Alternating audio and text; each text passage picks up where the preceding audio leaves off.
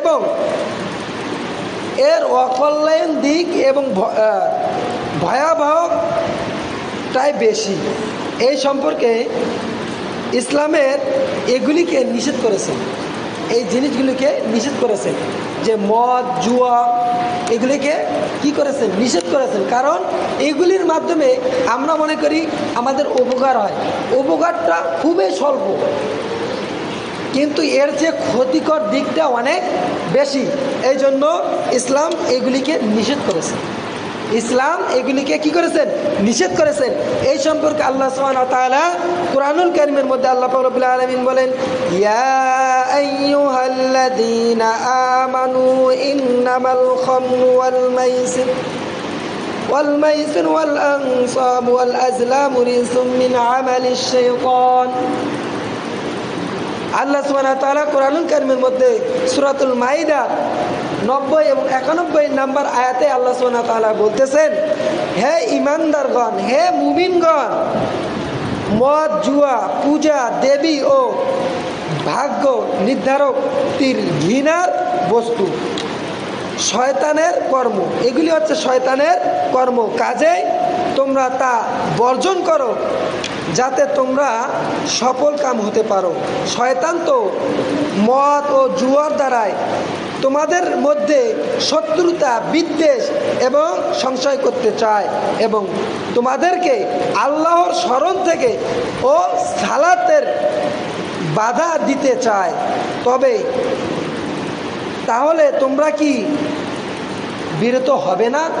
আল্লাহ সুবহানাহু ওয়া তাআলা কত সুন্দরভাবে আমাদেরকে বলতেছে, হে ঈমানদারগণ, হে মুমিনগণ, হে পরহেজগারগণ, তোমরা মদ জুয়া পূজা দেবী ও যারা ভাগ্য নির্ধারক করে, আমরা অনেকের কাছে যাই যারা কি করে, গণিকি করে, ভাগ্য নির্ধারণ করে, এই সমস্ত ব্যক্তি আল্লাহ পাক রব্বুল আলামিনের কাছে সবচাইতে ঘৃণিত নিকৃষ্ট। এই সমস্ত ব্যক্তি কি ঘৃণিত এবং নিকৃষ্ট বস্তু, এই কাজগুলি কি আছে, ঘৃণিত এবং সবচাইতে নিকৃষ্ট বস্তু এগুলি কাজ। আর আল্লাহ সুবহানাহু ওয়া তাআলা বলেন, এই কাজগুলি হচ্ছে শয়তানের কাজ। এই কাজগুলি কার? শয়তানের। মদ জুয়া দেবী পূজা, হ্যাঁ, ভাগ্য নির্ধারক, এগুলি কার কাজ? এগুলি শয়তানের কাজ। আর আল্লাহ পাক রব্বুল আলামিনের কাছে এই কাজগুলি হচ্ছে নিকৃষ্ট কাজ। কাজে তোমরা কি করো, এগুলিকে বর্জন করো, এগুলিকে বাদ দাও, এগুলিকে ডিলিট করে দাও।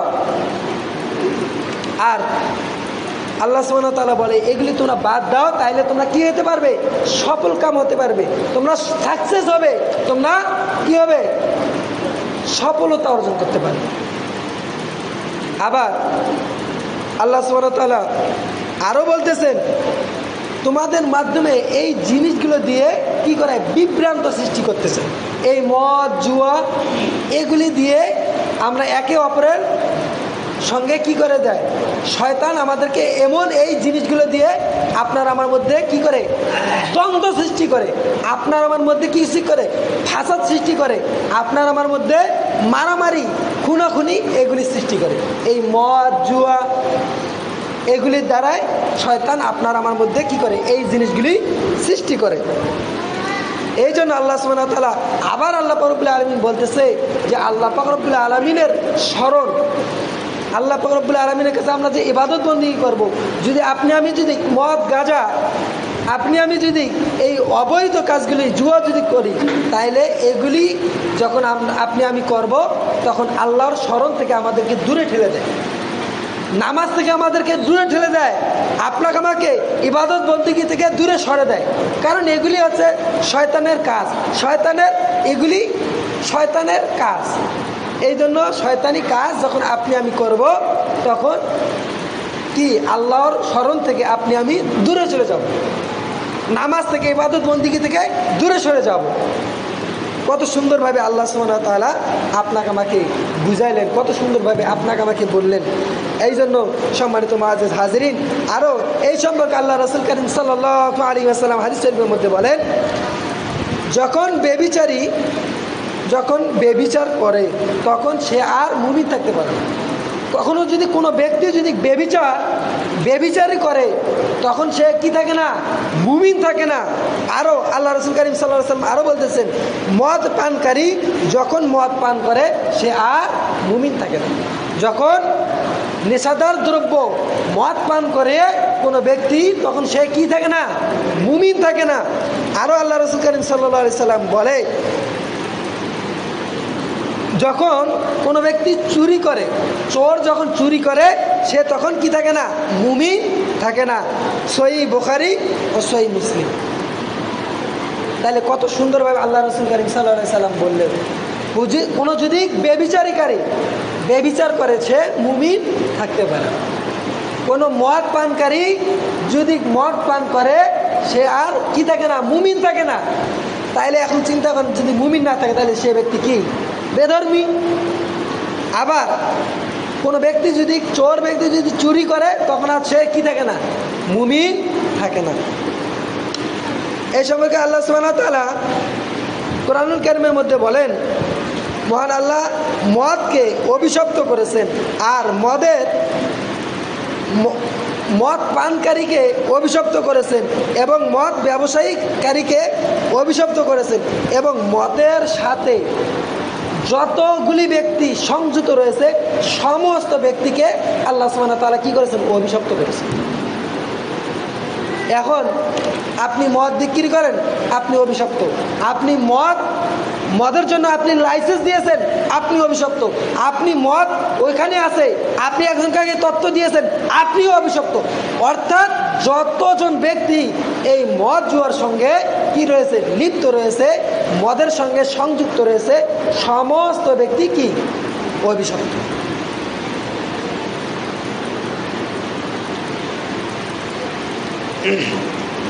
সম্মানিত মুআজ্জিজ হাজরিন, আল্লাহ রাসূল করিম সাল্লাল্লাহু আলাইহি ওয়াসাল্লাম আরো বলেন, সহিহ বুখারী ও সহিহ মুসলিম হাদিসের মধ্যে বলেন, সকল মাদক দ্রব্য মদ বলে গণ্য। যতগুলি মাদক দ্রব্য রয়েছে সবগুলি মদ বলে গণ্য এবং সকল মাদক দ্রব্যই হারাম। আল্লাহ রাসূল করিম সাল্লাল্লাহু আলাইহি ওয়াসাল্লাম বললেন, যতগুলি মাদক দ্রব্য রয়েছে সবগুলি মদ এবং সবগুলি মাদক দ্রব্যই হারাম। মদ এবং সবগুলি মাদক দ্রব্য কি, হারাম। যেমন মাদক দ্রব্য, যেমন ইয়াবা, ফেনসিডিল, হিরোইন, গাঁজা, সিগারেট, গুল, জর্দা ইত্যাদি, এগুলি মদ বলে গণ্য। যেহেতু মদ কথাটি এটা কোরআনুল কারীমের মধ্যে এসেছে, এটা হারাম। এই মাদক দ্রব্যের মধ্যে এই জিনিসগুলি, সেটা হচ্ছে ইয়াবা, ফেনসিডিল, হিরোইন, গাঁজা, সিগারেট, গুল, জর্দাও ওদের, এই জিনিসগুলি কি মাদক দ্রব্যের মধ্যে পড়ে। আরও অনেকগুলি রয়েছে, যতগুলি মাদক দ্রব্য রয়েছে সবগুলি কি মদ বলে গণ্য, আর সবগুলি মাদক দ্রব্যই কি হারাম। আল্লাহ রাসূল করিম সাল্লাল্লাহু আলাইহি ওয়াসাল্লাম করে দিয়েছেন। সহিহ বুখারীর 1579 নম্বর হাদিস, সহিহ মুসলিম। আরও আল্লাহ রাসূল করিম সাল্লাল্লাহু আলাইহি ওয়াসাল্লাম আরও বলেন, আল্লাহ পাক রব্বুল আলামিন তিন ব্যক্তি, আল্লাহর জান্নাত তিন ব্যক্তির জন্য হারাম। তিন ব্যক্তি আল্লাহ পাক রব্বুল আলামিনের জান্নাতে প্রবেশ করতে পারবে না, বেহেশতে প্রবেশ করতে পারবে না। এক নম্বর ব্যক্তি হচ্ছে মাদক আসক্ত ব্যক্তি। মাদক আসক্ত ব্যক্তি সে আল্লাহর জান্নাতে প্রবেশ করতে পারে। যে ব্যক্তি মাদক দ্রব্য গ্রহণ করে, মাদক দ্রব্য যে ব্যক্তি খায়, এই ব্যক্তি জান্নাতে প্রবেশ করতে পারবে না। দ্বিতীয় নম্বর ব্যক্তি যে পিতা মাতার অবাধ্য সন্তান। যে সন্তান, যে ব্যক্তি পিতা মাতার অবাধ্য করে, পিতা মাতার সাথে সৎ আচরণ করে না, পিতা মাতাকে লাঞ্ছিত অপমানিত করে, অর্থাৎ পিতা মাতার সাথে ভালো সম্পর্ক নেই, এই সমস্ত ব্যক্তি আল্লাহর জান্নাতে প্রবেশ করতে পারবে না। তিন নম্বর ব্যক্তি হচ্ছে যে দায়ুস ব্যক্তি। দায়ুস ব্যক্তি ওই ব্যক্তিদেরকে বলা হয় যে ব্যক্তি নিজের স্ত্রী এবং পরিবার পরিজনের অশ্লীলতা মেনে নেয়। দায়ুস ওই ব্যক্তিকে বলা হয় যে ব্যক্তি নিজের পরিবারের স্ত্রী সন্তান নিজের পরিবারের সদস্যদের তারা অশ্লীল কাজ বেহায়াপনা